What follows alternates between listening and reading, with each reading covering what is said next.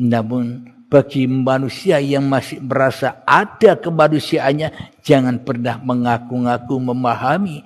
Allah ngaku-ngaku jadi aku. Bila belum terbaiat manusianya, maka yang datang, yang ada hanya rasa sombong saja. Apa maknanya? Melihat dirinya seolah-olah sudah memahami kajian-kajian ketuhanan.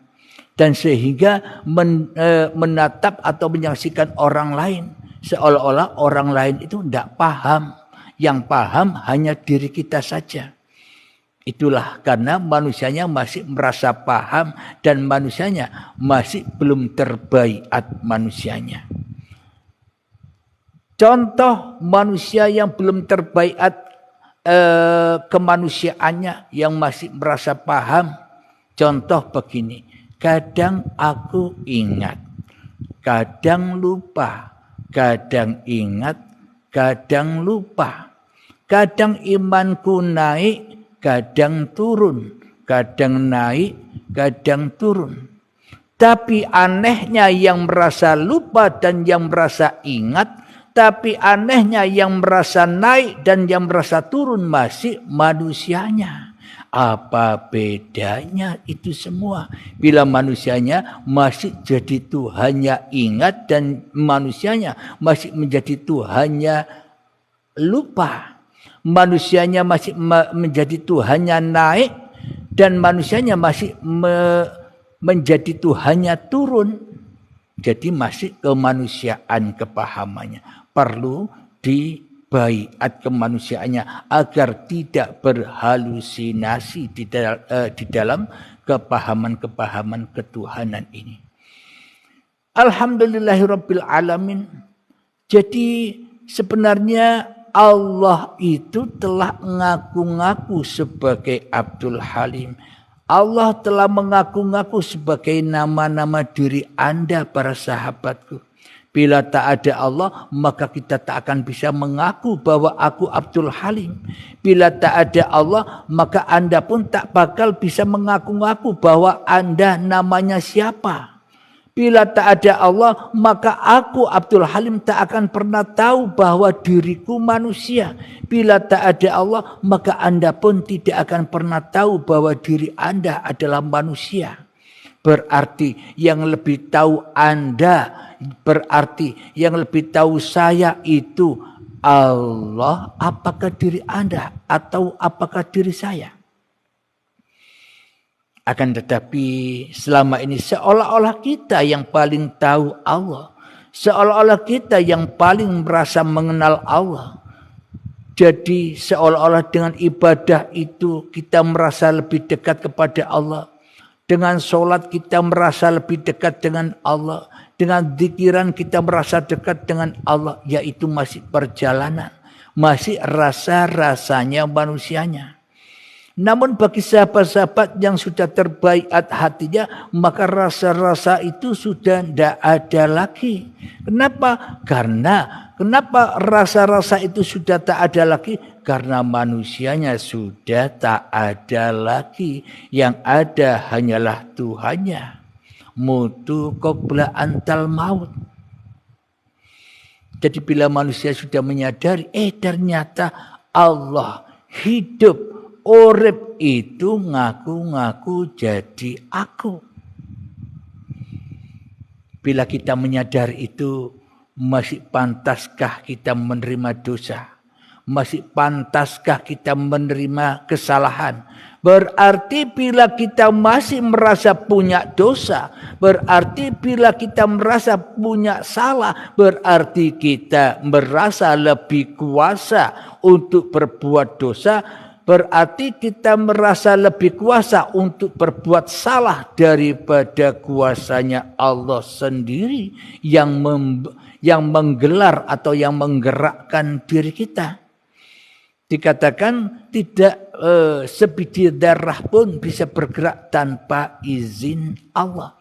Berarti seluruh apa yang kita saksikan, baik yang ada di dalam diri kita ataupun yang ada di luar diri kita, yaitulah ayat-ayat Allah. Bismillahirrahmanirrahim. Subhanalladzi asra bi'abdihi laylan minal masjidil harami ilal masjidil aqsa alladzi barakna haulahu linuriyahu min ayatina. Jadi Kanjeng Nabi Muhammad itu Isra Mi'raj itu tujuannya supaya bisa menyaksikan ayat-ayat Allah. Jadi apa makna sholat itu? Aqimis sholata li dzikri. Bagaimana mungkin bila tak ada ayat-ayat Allah kita bisa mengingat Allah? Apakah itu dikatakan sholat bila Allah gaib di dalam hati kita? Bila Allah gaib selamanya apa yang kita kerjakan jatuh ke lembah neraka.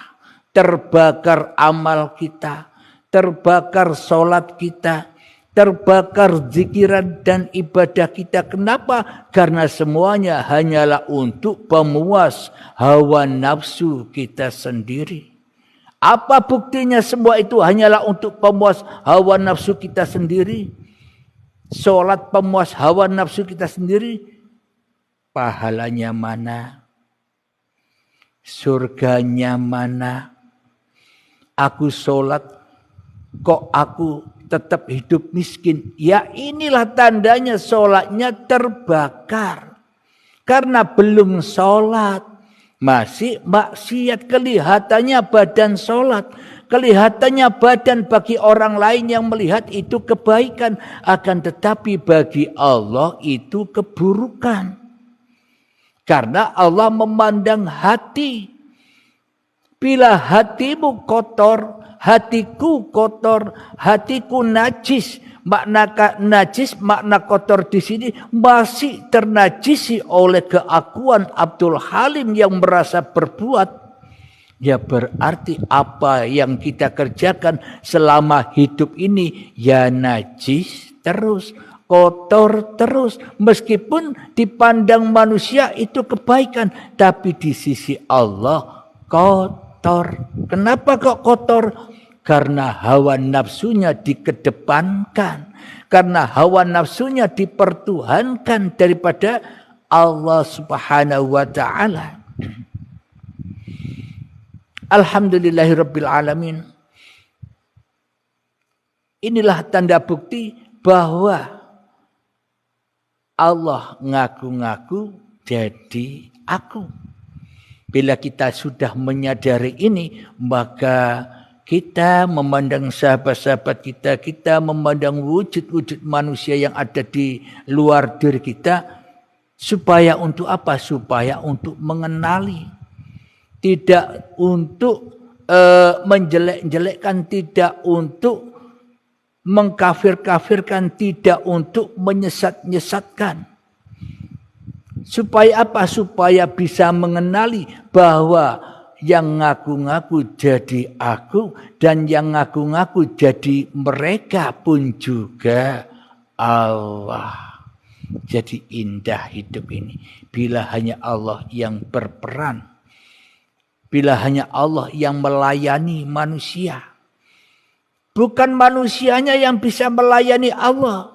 Kalau manusia merasa bisa melayani Allah dengan sholatnya. Bila manusia merasa menjadi pelayan Allah dengan ibadah-ibadahnya.